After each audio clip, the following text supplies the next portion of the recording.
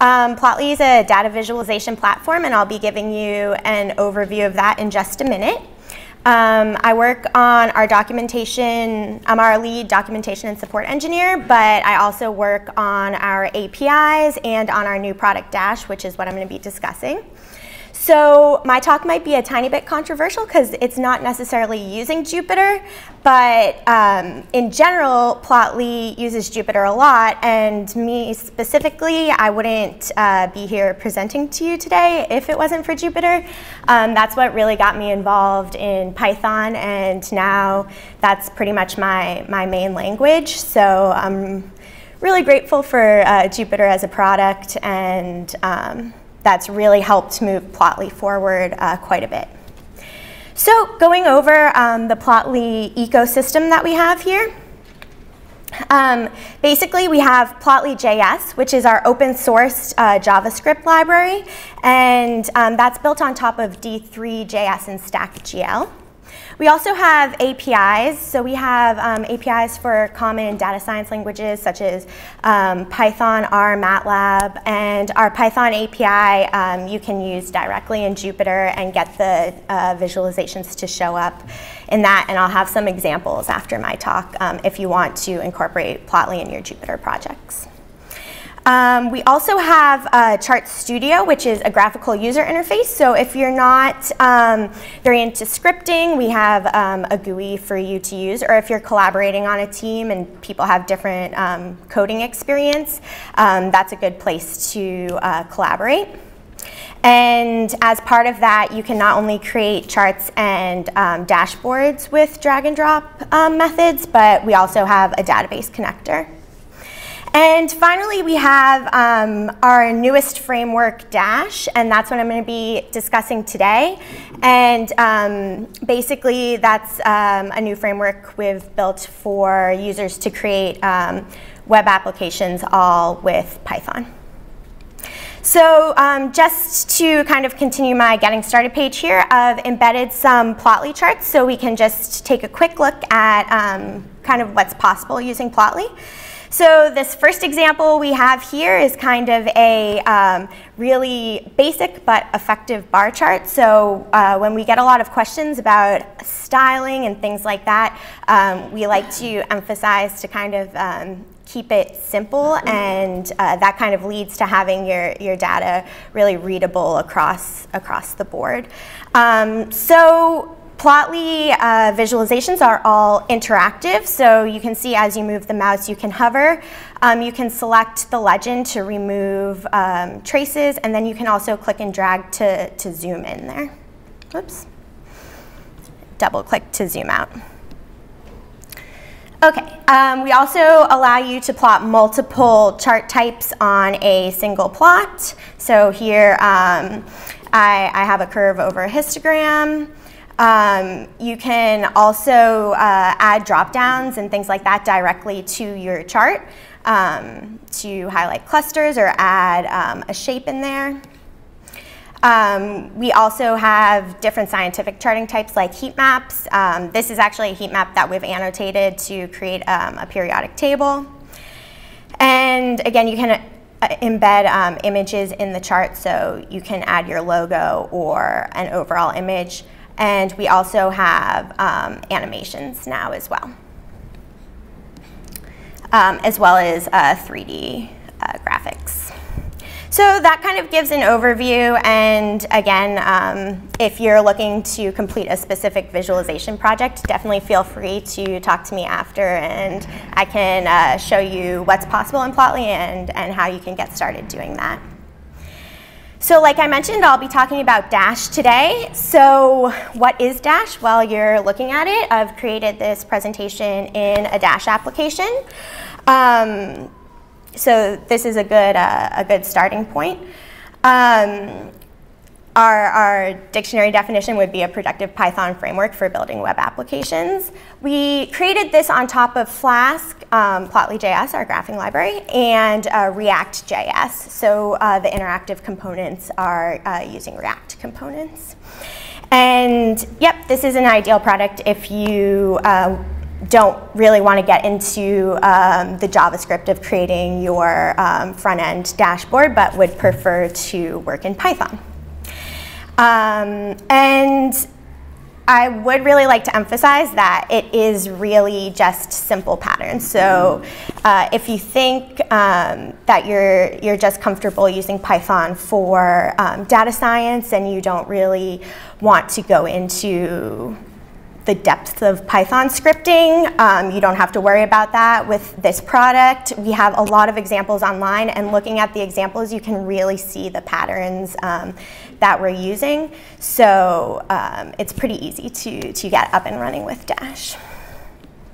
And so as you can see, this is an application and it's just rendered in the web browser.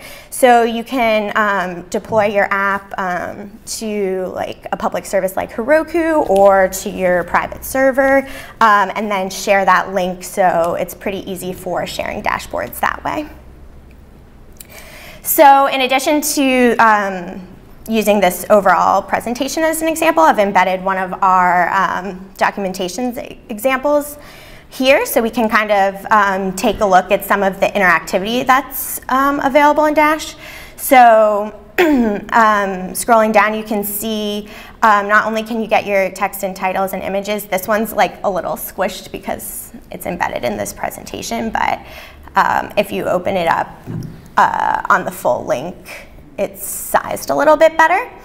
So here we have some filters that are going to filter the dates of this oil production dashboard that I have here. And then we have multiple drop-downs, so you can add drop-downs to select a single value and also drop-downs to select multiple values. So both capabilities are there. Pretty much any interactive component that you want to use, so sliders, radio buttons, check boxes, we have an example here. You can add all of that in, and then that will, you can create callbacks, so that will update the graphs that you've added as well. So taking a look at the graphs, they not only have that typical Plotly interactivity like the hover, but now in Dash we're able to abstract that hover information and use the information returned on hover to update another chart in a drill down type fashion. So you can see as I hover on this chart, it's updating the line graph of the individual oil production to my left. Okay, so yep, you guys should be able to have the link to this presentation afterwards, so you can take a look at not only that example, but I've also embedded our documentation down here as well, so we can just take a quick look at that.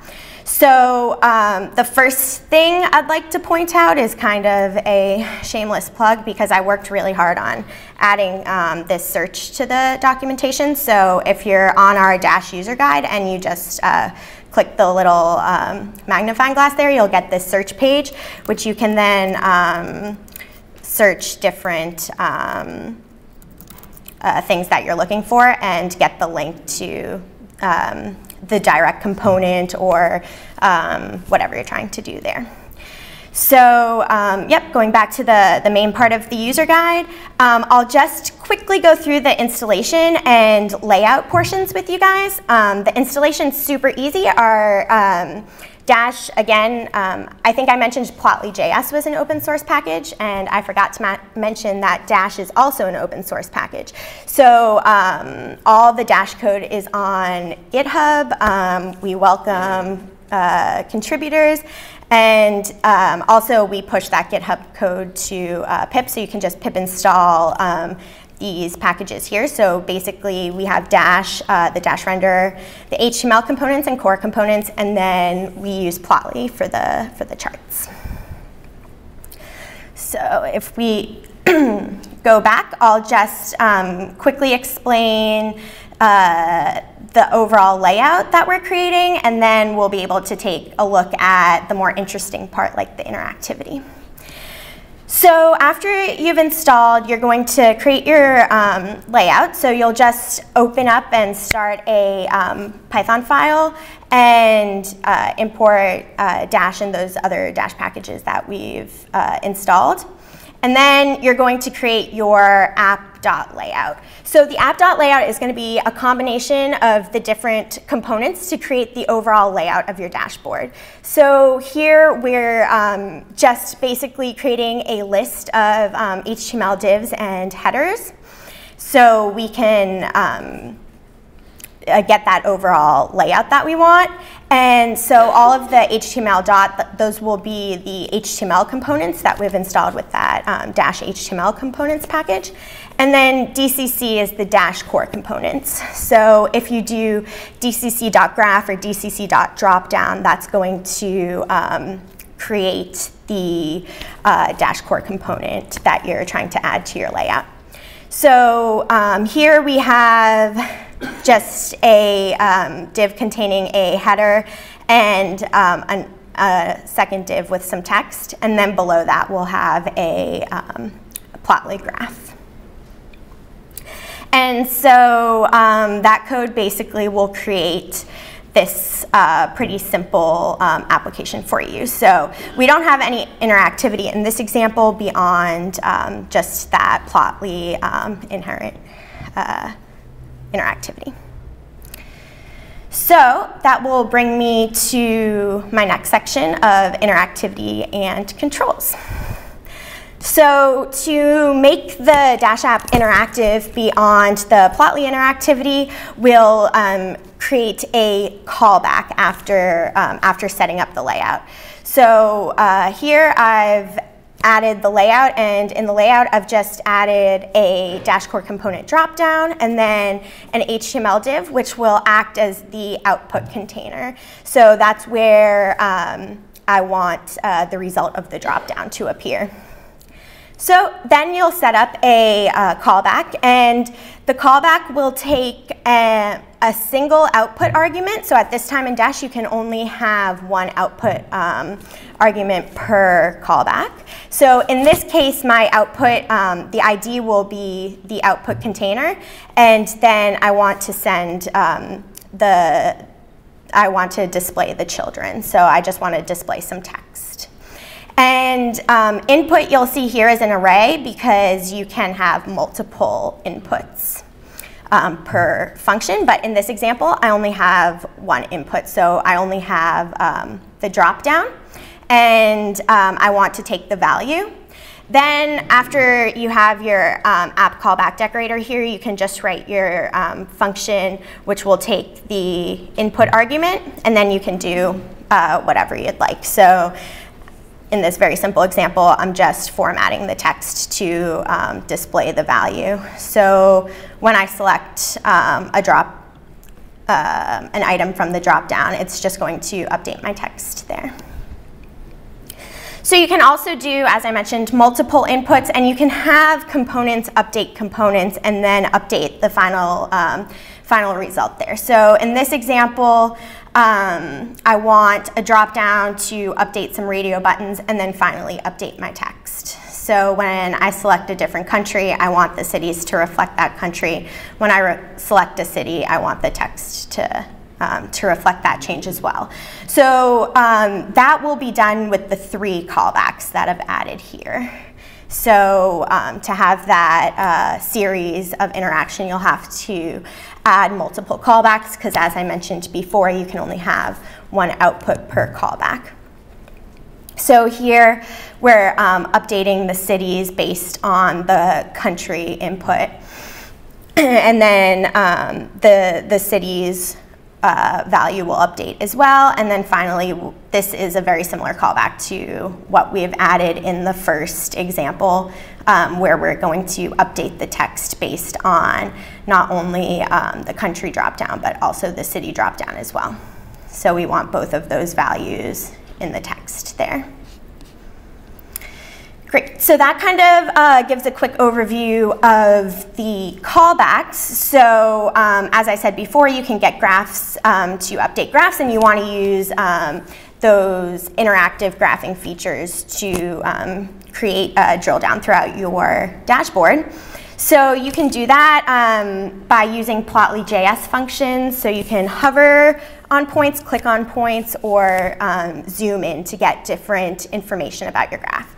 So here in this example, it looks super simple, but this is actually my favorite Dash example that we've created because it shows how easy getting those interactive elements from your graph are. So you can see when you hover on a point, we're returning this dictionary of hover data where you see the points that you hovered on. Similar to clicking, you get that same information back. And then you can also zoom to get the range of where you zoomed in. So you're getting the X and Y axis range. So this is just an example of our Cartesian graphs. We have a few different types of graphs that behave a bit differently, so we have some more examples in the full documentation. If you're working with maps or 3D graphs, they'll return information slightly differently. Okay, so now we'll move on to the styling portion. So as I said, I work in Python mostly, and I'm really fond of Python, and I cannot say the same for CSS. I'm really not a fan at all, and I complain to my coworker who works on Dash with me all the time, like, it takes me 10 minutes to create a Dash app and then 3 hours to style it, and it can really be a pain. So we've created a CSS style sheet, and I've embedded that here if you want to take a look at it. We use CodePen, which I'm a really big fan of. So in CodePen, you can see HTML, CSS, and JS code displayed, and then the result as well. So in this embed, I'm showing the CSS and then the result. So we just have some text here, and this is basically the CSS guide that we recommend people start with. And it's pretty basic, which I think allows users to edit it more easily. It's not like super long or overwhelming. You can pretty much find what you're looking for very easily. And we'll try and be expanding this a little bit as well.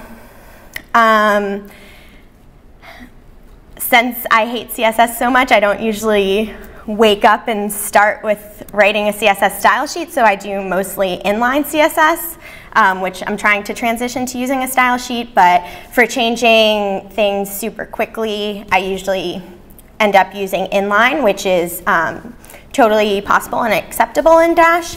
So as I mentioned, when you're adding those HTML components, you can just add the children as text or additional components, and then you can add a style argument where you're just basically saying style equals, and then it's your CSS dictionary there. And so one thing I'd like to point out very quickly is Dash isn't just good for creating interactive dashboards, but you can also do report styling, and a lot of our users are actually using Dash for creating what would appear to be like more static reports, but they just find doing the layout is a little easier in Dash. And then if you're sharing that online, you get the interactive elements in the charts as well. Okay, so this will kind of lead me to some of our upcoming features. So we have tabs, which is what I'm using up here to go through my presentation. So this is a work in progress, and as you can see, it's working pretty well, but we haven't merged this into our complete library just yet. And then we also have interactive debugging coming soon, which is really exciting because now debugging can be a little difficult and you're going through errors in your terminal a lot, but we'll have more interactive debugging function. And then the most exciting feature that we're working on is themes. So this is going to be available not in our open source version, but in a plus version.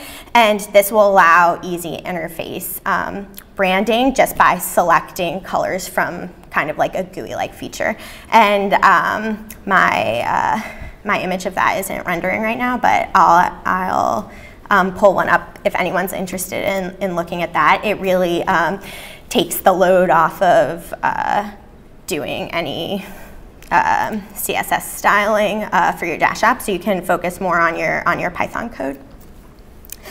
I'll also point out just some of our community contributions. So the Dash community is growing like super fast, and that's really exciting for us. So we've compiled a big list at this link here, where you can check out users' GitHub repos as well as their projects that they're hosting. But I've added some here that we really like. So this one's basically just letting you select kind of your lineage and then looking at how climate change could affect different parts of that. And then we also have this earthquake example where the user is using a Plotly and Mapbox chart to display different earthquakes and magnitudes. And then below they have a table here that's searchable of all of those values. Okay, so if you're interested in learning a little bit more, I'll be back in Boston with my colleague Chris in April to do a 2-day workshop. Then we have a few other workshops throughout the country coming up this year, and basically we just help people go over the foundations and some of like the guiding principles of Dash, and kind of build out and work on projects of their own, which is really nice. So I've added the link here if you want more information on that. And then below, we also have a type form if you want to get in touch with me or my colleagues to learn more about any of our products or even contributing or anything like that. So great. I wanted to leave a few minutes for questions, if anyone has any questions. Thanks.